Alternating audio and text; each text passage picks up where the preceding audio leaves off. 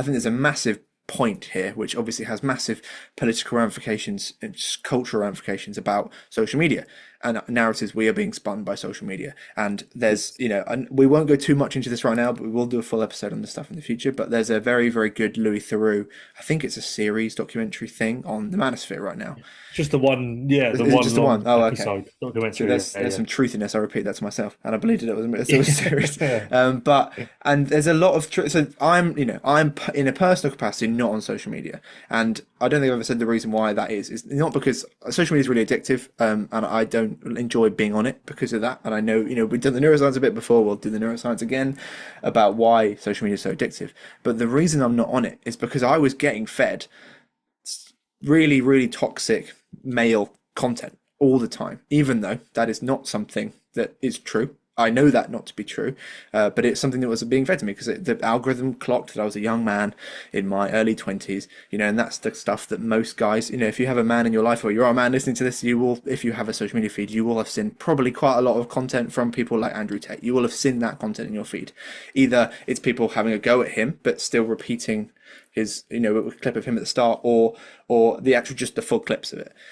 And Truthiness tells us that if I keep consuming that content, I will start to believe some of those things. Not the whole, not necessarily the short and thick of it, all of the content. I know that stuff is not true, but because it's being repeated to my brain, I am learning it, and that is so scary. I find that terrifying, and this says a lot about echo chambers. And we cannot control. Like, we live in a social media space, and this is all about social media now. We do not control the content we consume. We have ways of managing it, I guess. You follow certain people, but the vast majority of the things on your feed are not things you chose to be there directly. They are things that are being given to you by the algorithm that's trying to keep you on the app. Lots of that stuff is going to make you angry and enrage you, and because that keeps you engaged on the content. But no matter what, that information is being repeated to you and you're learning it. And I found myself in a space where every time I logged on social media, it was making me really angry because I was seeing this horrible, violent, misogynistic, sexist content. But also knowing the neuroscience, that my brain was starting to learn the way that these men talk, the things that these men talk about. And I know for a fact that Jack Thorne, who's a kind of screenwriter who wrote that fantastic Netflix series Adolescence, was talking about going deep into these Reddit circles and stuff where men, because that show is, not to spoil it for anyone who hasn't seen it, but it's about toxic masculinity. It's about kind of, like about young men learning a type of Vulnerable masculinity. young men being susceptible and open. For sure. Because they're so young, man. And exactly. Their minds are highly malleable, as all our minds are. Exactly. And that's the thing, like, our minds are all malleable, and I think that the you need to be humble in the face of this stuff, because you might have a certain view of yourself and a certain view of yourself in the world, and I have certain values, and obviously I do. Like, I have certain values that are not that women are less than men, for example. Obviously, that should be a standard that we all believe. Unfortunately, it's not the case. But if someone is repeating that opposite value to me enough, my brain will start to learn that. And that is why it's so profoundly important that in ways that we know this is happening. We have to know this is happening to us, because for young men who are in those spaces, like the fictional kid, admittedly in adolescence, but obviously, there's been real situations like this, that they know that's happening in their brains, so that they can choose to hopefully try and get off, to block that stuff in their feeds as much as they possibly can. But also, if at least I'm aware of this stuff happening, so I can actively challenge it in the moment when it's coming in, But if we aren't aware of it, subconsciously our brain is being changed to start to believe these things. And then, because your body and brain project your mind, it changes the way you perceive the world. You'll start to see the world in a different way because of the other things you're learning. And that is how we can start to shift our beliefs. Our beliefs will start to shift even based on things we don't believe. We might not believe the full scale of this stuff, but we might believe, oh, well, actually, it is a bit unfair, isn't it, sometimes? It might knock your edges off a little bit. Exactly. And you start to fall into some of the... Oh, well, he's not right on everything, but I think he's got a good point on this. Yeah. No. For sure. But it's because that information is repeated to you. And I cannot stress how important this is. This is so important. And I think that there's an idea of kind of this idea of brain rot, right? Which is the idea that you're rotting your brain by just being on social media, right? You're just like kind of, and there's a truth to that. We talked about the mesolimbic and mesocortical dopamine system. You are strengthening your short-term reward system by just scrolling endlessly, right?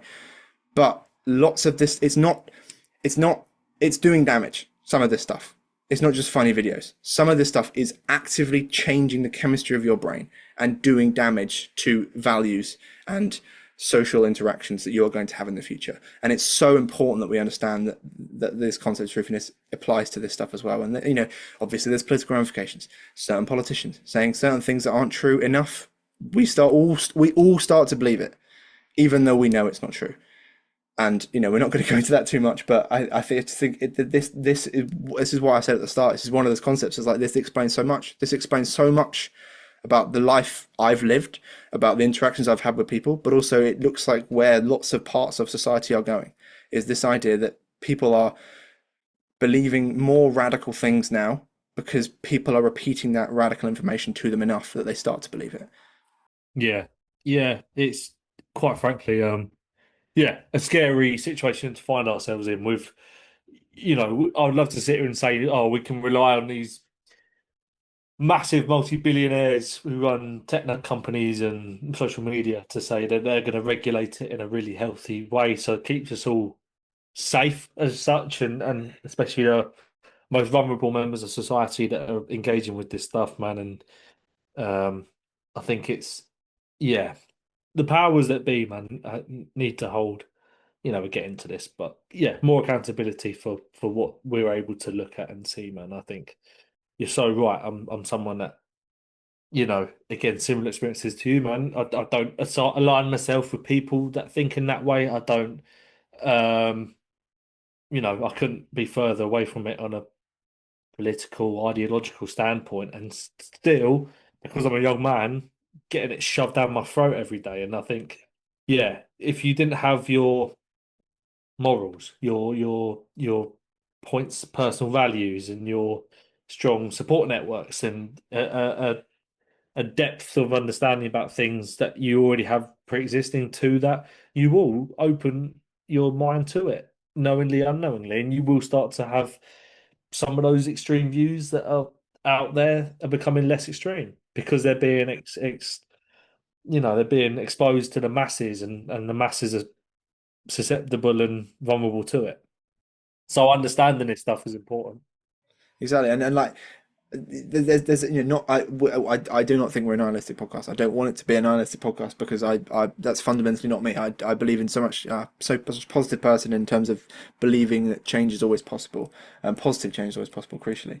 But the nihilistic fact is that no matter how like there's a level of critical thinking that we should do when this stuff comes in. We need to challenge it, right? We challenge it. Okay, I know that this information is being repeated to me, that it's and but I will start to learn it, but what we need to, and in those moments we just try and act on it, just stop the repetition of it, because the repetition of it will mean that we start to learn it, and that might mean we start to believe some of it, and that is so dangerous.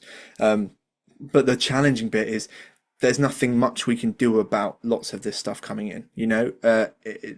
Realistically, for lots of us, getting off social media is something that is really hard to do, either because we've got lots of good connections and friends on there, or we need to be on there for work.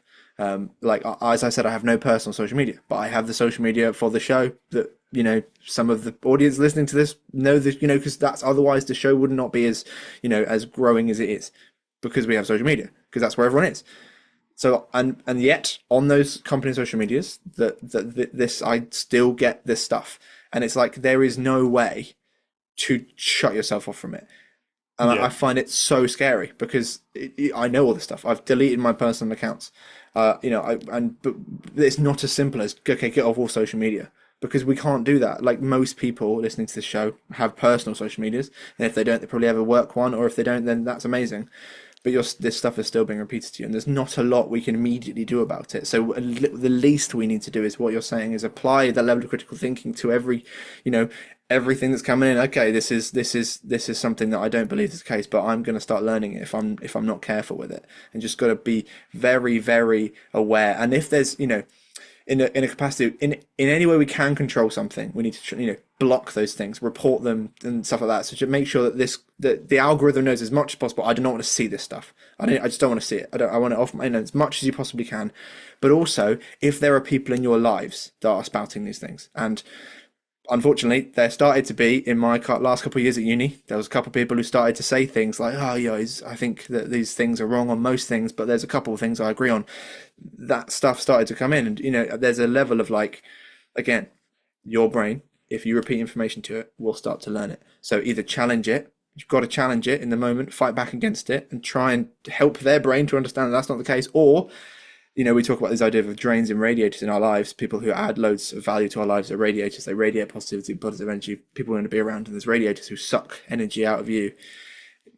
We need to prioritize our well-being and our brain and our mental health and our physical health by maybe not having them in our lives as much. And that sounds really harsh, but it's too important. This stuff is too important because you are not in charge of your brain, and that is a positive thing in lots of ways. But it also can be a very negative thing because it means we aren't in control necessarily of what it's doing and what it's learning and how it's and what it's getting better at doing.